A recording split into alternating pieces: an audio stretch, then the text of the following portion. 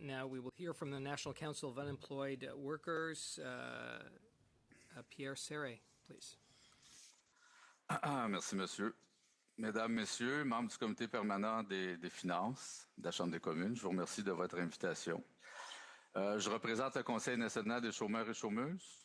Vous comprendrez que le mot chômage n'est pas un mot ni une réalité qui nous fait peur.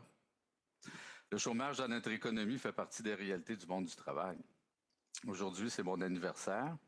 J'ai 65 ans. Ça fait 45 ans que je suis impliqué dans le mouvement des chômeurs, en fait depuis 1979.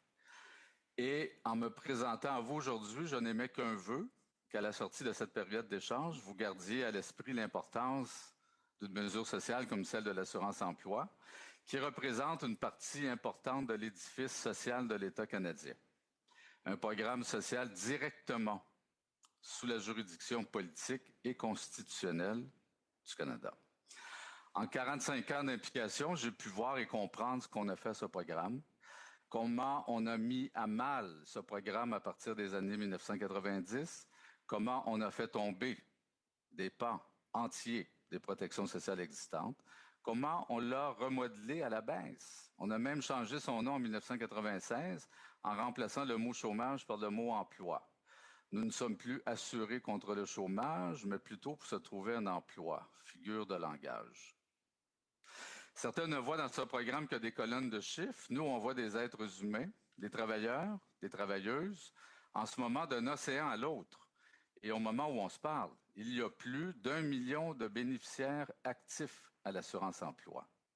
Depuis un an, soit depuis le 1er avril 2023, il y a eu plus de 3 millions de demandes traitées pour un résultat de 2,5 millions de bénéficiaires. La population active du Canada est d'environ 21 millions de personnes. Pourtant, les taux de chômage, malgré des fluctuations, demeurent bas. Au Québec, nous sommes devenus champions canadiens des bas taux de chômage. D'ailleurs, nous accaparons seulement 17 % des prestations versées aux bénéficiaires actifs canadiens. Je ne viens pas ici demander ni quémander.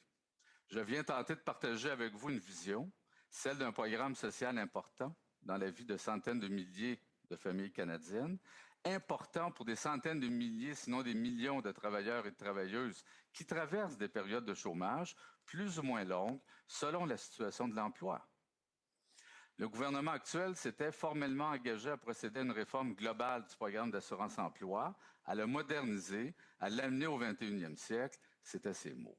Nous avons participé entre 2021 et 2022 à d'innombrables séances de consultation. Cette réforme devait entrer en vigueur à l'été 2022 avant d'être repoussée plus d'une fois. Nous y avions cru jusqu'à l'annonce du budget de l'an dernier. Il n'y avait dans ce budget aucune mesure visant les protections prévues par l'assurance-emploi.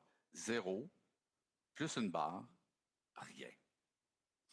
Lors de l'énoncé économique de novembre 2023, on a ajouté 4 semaines supplémentaires aux 5 déjà prévues dans le cadre d'un projet pilote visant les saisonniers de 13 régions administratives du Canada. C'est tout. Cette mesure prendra fin le 7 septembre prochain. Encore une fois, du temporaire. Mon message est le suivant. Il faut donner des réponses structurantes pour aider le monde du travail lors de périodes de chômage. Il faut apporter des solutions à de vrais problèmes, ceux des saisonniers, ceux des parents, surtout des femmes qui perdent leur emploi pendant un congé maternité parentale et qui se retrouvent sans aucune protection. Il faut rehausser les prestations de proches aidants pour adultes qui ne sont que de 15 semaines. Il faut améliorer l'admissibilité générale au programme. Par exemple, en rendant plus agiles les sanctions prévues pour raison d'emploi jugées invalides. Il y a beaucoup à faire.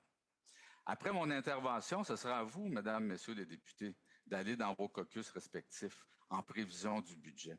Ce sera à vous de mettre l'enjeu sur la table. Après tout, vous devez savoir son importance parce que plusieurs citoyens vont dans vos bureaux de circonscription pour demander de l'aide parce qu'ils ont des problèmes avec l'assurance-emploi. N'attendez pas la prochaine crise. Elle viendra, c'est certain. Et rappelez-vous toujours qu'on parle du monde du travail quand on parle de colonnes de chiffres à l'assurance-emploi, qu'on parle de travailleurs et de travailleuses, d'humains. Je vous remercie beaucoup. Merci, Monsieur Serret, for your opening remarks. Dit, l'économie, c'est cyclique, les crises reviennent. si vous voulez nous répéter ce que ça prend pour avoir une bonne réforme d'une assurance qui fonctionne. Merci. Merci, M. Sainte-Marie, pour votre question. Je vous dirais que la première question qui était... Le programme d'assurance-emploi a été essentiellement déstructuré dans les années 90, puis on vit toujours avec ça. On est pogné avec ça. Ce programme-là a été verrouillé. Alors, un des premiers éléments qu'il faut régler, c'est l'admissibilité.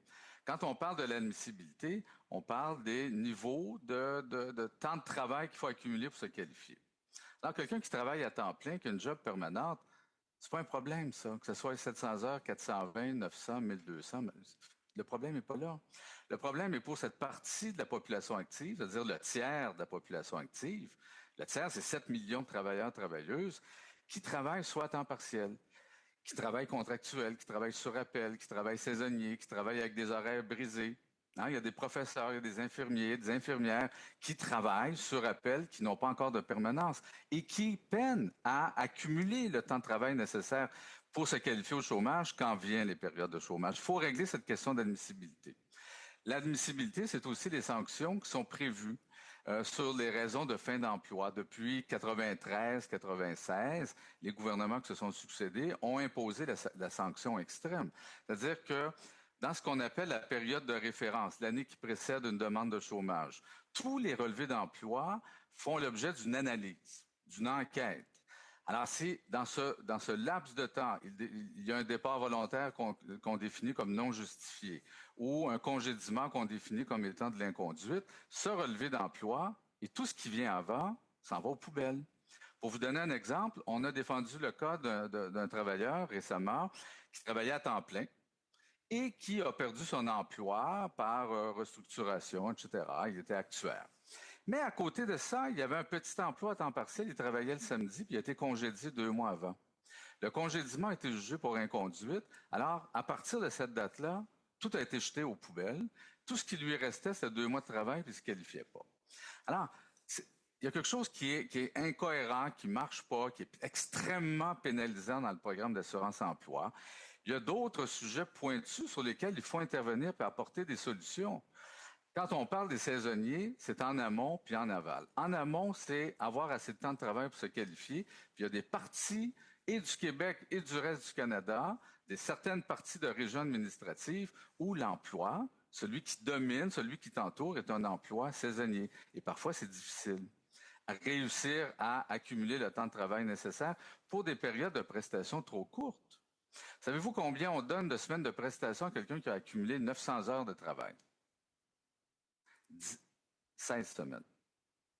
16 semaines, c'est pas 4 mois. Donc, en aval, il y a des gens qui n'arrivent pas à passer l'hiver parce que souvent, les travailleurs saisonniers travaillent printemps, été, automne et vont avoir à traverser l'hiver et rendu au mois de février, il n'y a plus de chômage. Et c'est le phénomène qu'on appelle du trou noir. Les parents qui perdent, les parents, surtout des femmes, qui perdent leur job pendant un congé maternité parentale. C'est quelques milliers de personnes à travers le Canada. Et ils se ramassent devant rien parce qu'ils ont épuisé la banque de prestations, parce que les prestations spéciales, prestations maladie, etc., qui ne peuvent pas dépasser. Il y a un paquet d'endroits dans ce programme-là où il faut rétablir un peu plus de justice, je dirais un peu plus d'équilibre, tout simplement.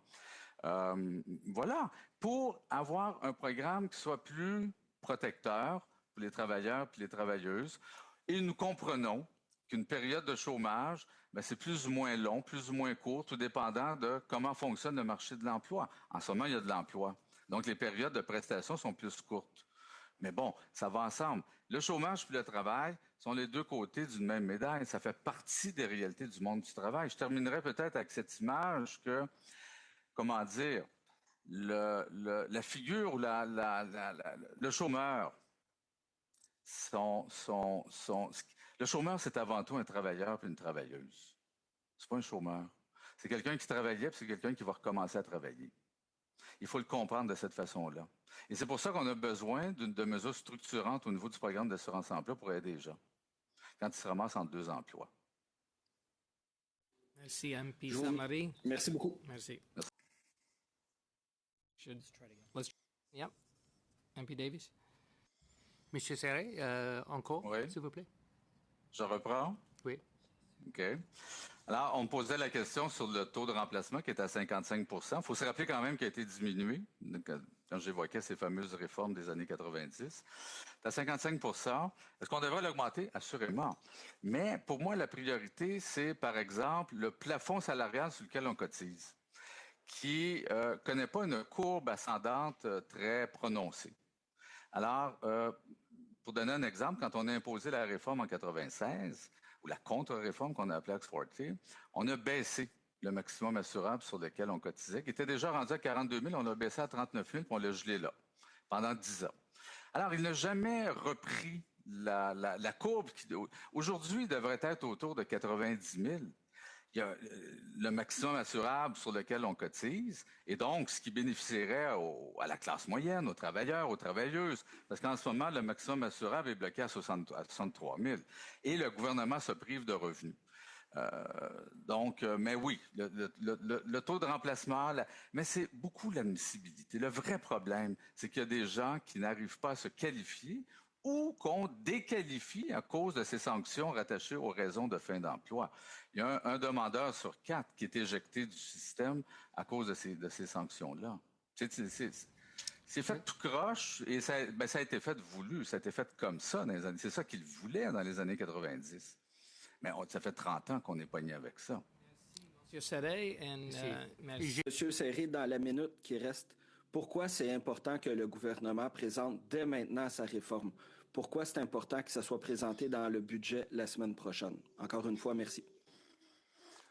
Parce qu'il y a trop d'attentes qui ont été générées à travers le Canada. Je dirais, chez les saisonniers dans l'Est du Canada en particulier, il y a beaucoup de monde qui attendent depuis 2021, depuis 2021-2022. Il y a eu trop de déclarations, trop de discours, trop de discours du trône, puis comment qu'on appelle ça, les lettres de mandat de ministre. Il y a eu trop d'attentes. Il y a eu trop de déceptions. Mais cette déception-là, elle va répondre.